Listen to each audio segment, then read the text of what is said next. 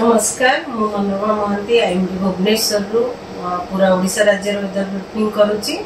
जब देखा गत 24 घंटा अधिकांश स्थान में हल्का मध्यम वर्षा रेकर्ड होता सहित दुईटी स्थान में प्रबल वर्षा रेकर्ड कर तीनो स्थान में अति प्रबल वर्षा गोटे स्थान रेकर्ड कर सर्वाधिक वर्षा रेकर्ड कर बलांगीर जिलार पाटनागढ़ ठारे 129 मिलीमीटर।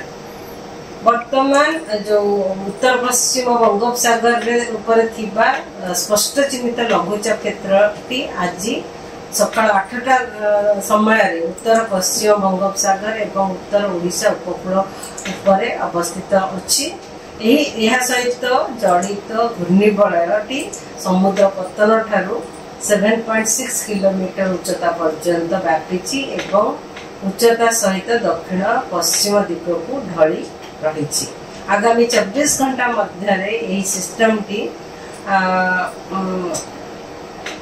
उत्तर ओडिशा झारखंड एवं उत्तर छत्तीसगढ़ मध्य दे पश्चिम उत्तर पश्चिम दिग को गति करिवार संभावना रही। यह फल आगामी 48 घंटा ओडिशा राज्य में वर्षा वार्निंग भी प्रबल वर्षा अति प्रबल वर्षा होबार भी संभावना रही।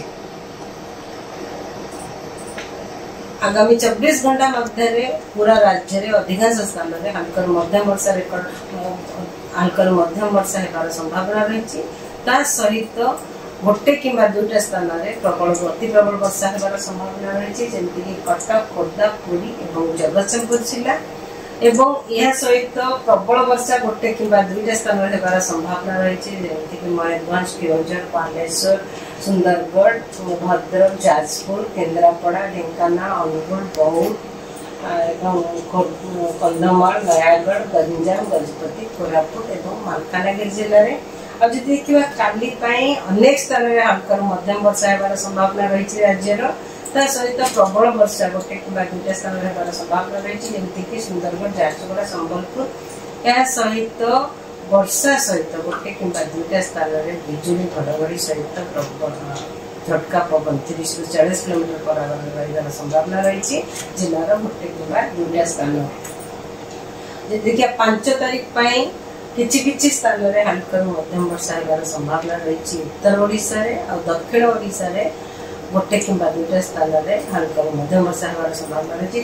सहित उत्तर ओडिशा और उपकूलवर्ती अंचल ओडिशा जिला गुड़िक गोटे कि दुईटा स्थान में वर्षा सहित बिजुली घड़घड़ी और झटका पवन 30 ରୁ 40 किलोमीटर पर रही संभावना रही। 6 तारीख अभ्यंतरीण ओडिशा में किसी स्थान में हल्का मध्यम वर्षा होबार संभावना रही, किंतु आम उपकूलवर्ती अंचल जिला गुड़िक कहाँ जगह माने गोटे कि दुईटा स्थान में हल्का मध्यम वर्षा होबार संभावना रही। सहित मयूरभंज केवंझर बालेश्वर भद्रक जाजपुर केन्द्रापड़ा जगतसिंहपुर कटक खोर्धा पुरी नयागढ़ जिले में वर्षा सहित गोटे कि दुईटा स्थान में बिजुली घड़घड़ी और झटका पवन 30 ରୁ 40 किलोमीटर पर रही संभावना रही।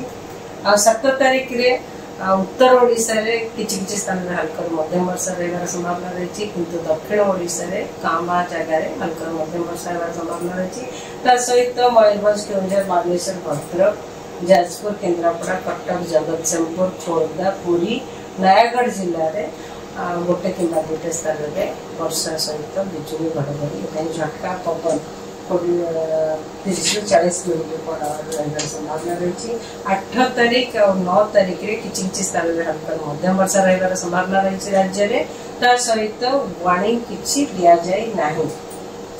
आगामी 24 घंटा फिशरमैन वार्निंग जारी करा मत्स्यजीवी मान को समुद्र भीतर को जीवाई मना बारण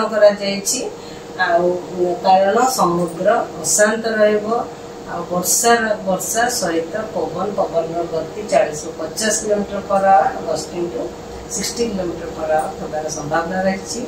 आमर लोकल कस्टमरी सिग्नल नंबर 3 सब पोर्ट वेस्ट कर।